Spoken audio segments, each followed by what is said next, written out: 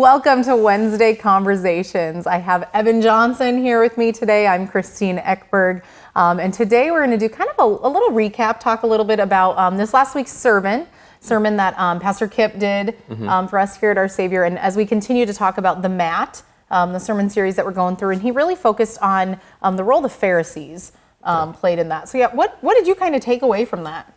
It was really interesting. I think probably the part that stood out the most to me, and probably many of you, was the when he's saying, "I just want to be a sheep." And for two of the services, I was able to get up there and sing that with them, and I've sang that song a bajillion times. And it was kind of funny though, because as a kid singing, "I don't want to be a Pharisee because they're not fair, you see," or "I don't want to be a Sadducee because they're Sadducee."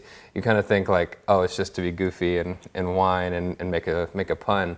But it's actually pretty true when you think about it, that the Pharisees just, they were kind of blind. They weren't fair. They thought they were better than everyone else. And it's very interesting to look at this Matt story in that lens of the Pharisees, because so often we kind of can be Pharisees ourselves, right? Yeah. They were so one-tracked. And I agree with that, as you were saying that, the whole... we sing the song and you don't even realize, like, what are the Sadducees? What are the Pharisees? That's, we were able to dig into that of where they were at and what they were blinded. Mm-hmm. Yeah, and we were having a little bit of this conversation before this and talking about how when Jesus was doing this miracle, so many of the people around Jesus and watching it were just amazed. And obviously the man on the mat was just... full of faith, and the people carrying them out were full of faith, but the Pharisees were just so focused on that.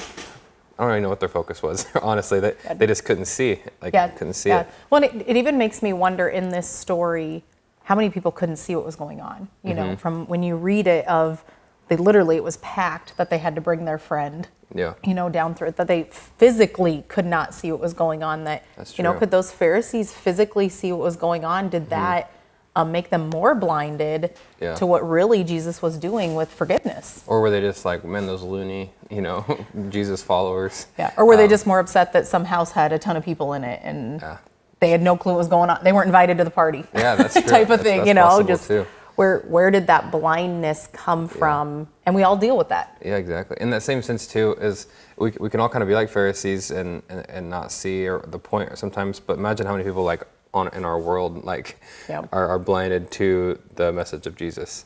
And the reason our mission statement is to point people to Christ is to help bring those people to see the truth that is in Jesus, right? I don't know. Yep. We all struggle with it, as well as knowing hey, there's other people out there that have no clue, and they're so blinded by what's going on in their immediate world that they don't see the need for the Savior or that need for forgiveness. Which ultimately the man on the mat, he was physically healed, but he was spiritually healed. And do they see that? Do we see that every day? And one thing I always think about when I think about Jesus and the Pharisees and the Sadducees and their relationship is just how, even though they constantly wanted to cross Jesus and go against Jesus, Jesus still wanted to forgive them and still, he still wanted to be their Savior. Yeah. Even though they hated him and just persecuted him and ultimately killed him. Yep. He still was there to forgive them.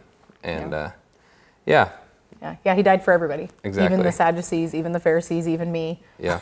But he died for all of us. Even the person who lives at the bar practically or something like that, who doesn't know even Jesus the no at good all. bums. Yeah. Even the Pastor Lees of this world.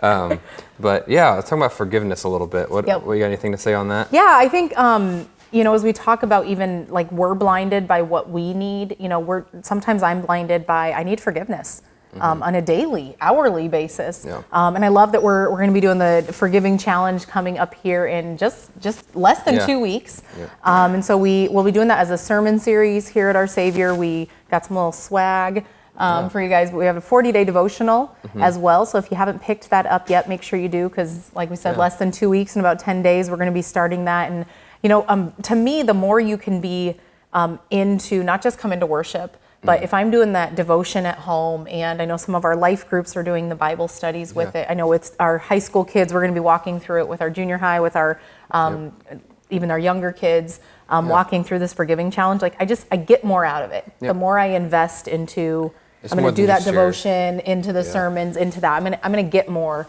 Yeah, it's more than just your typical sermon series. There's lots to Yeah. offer, and I know Pastor Lee for his morning devotions and stuff, and then obviously on the Wednesday Conversations, we're going to be kind of hitting on those topics a little bit deeper, and then going through there's going to be Facebook posts every single day for each 40 days to kind of help keep you on track, because even though you know you're forgiven and you don't have to think about it or do anything for it, but you can daily struggle with doubts, and that's what the writer of it, Zach Zender, really his point is, I think, is that we struggle with knowing that we're forgiven and why we're forgiven. So, and even if we do, we are going to continue to mess up, but knowing that even daily as I do this, I have a Savior who loves me and cares for me. We just want to thank you guys for tuning in to Wednesday Conversations. We really appreciate the comments and the likes and the shares and everything. It's not really to build us up, but it does let us know that you guys are listening and you're growing from it, and we're super happy that you're enjoying it. Also, it's really cold outside, so stay warm. That's why I have my hat on, because my hair is bad. So God's blessings, and have a great week.